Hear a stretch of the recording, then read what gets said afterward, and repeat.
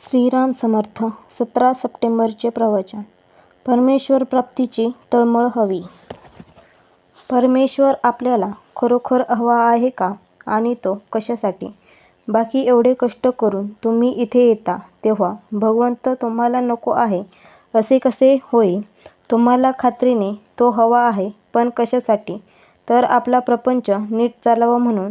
असे जरी असले तरी त्यात वाईट नाही. त्यातूनच आपल्याला पुढला मार्ग सापडेल. परंतु केवळ परमेश्वरासाठीच परमेश्वर हवा असे ज्याला वाटत असेल तो खरोखर भाग्यवान होय. मोठमोठ्या साधुसंतांना खरोखरच तशी नड भासली.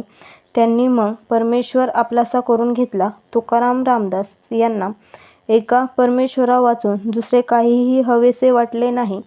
भगवंताची नड फक्त संतांनाच निर्माण होऊ शकते. रामदासांना परमेश्वराच्या उपदेशाची फार गरज भासू लागली. त्यांनी आपल्याला उपदेश करण्यासाठी मोठ्या भावाला विनविले, परंतु भाऊ म्हणाला, बाळ, तू अजून लहान आहेस. रामदासांची तळमळ शमली नाही. त्यांनी लग्नाच्या आधीच पळ काढला.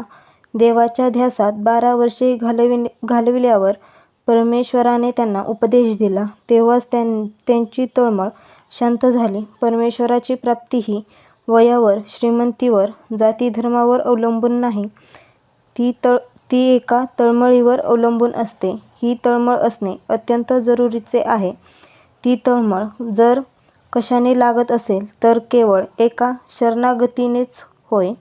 रामदासांनी रामाच्या पायावर डोके ठेवून सांगितले की, रामा, तुला मी देह अर्पण केला आहे. आता याची मला गरज नाही.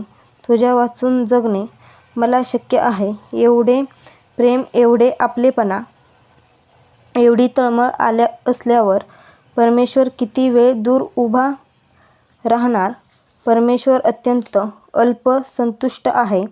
आपण त्याच्याजवळ 1 पाऊल पुढे गेलो तर तो 2 पावले आपल्या जवळ येईल. परंतु आपल्याला त्याच्याकडे जायची तळमळच लागत नाही. आपले विकार, आपला अहंपणा, आपली देहबुद्धी आपल्याला मागे खेचते. या सर्वांचे बंध तोडून जो भगवंताकडे जातो तो पुन्हा मागे फिरत नाही. परमेश्वर मातेसारखा अत्यंत प्रेमळ आहे. कोणत्या आईला आपले मूल जवळ घ्यावेसे वाटणार नाही? परंतु मध्येच हे विकार आड येतात. खरोखर भगवंताचे नाम हे मधला आडपडदा दूर सारते. आपली देहबुद्धीची आसक्ती दूर करते.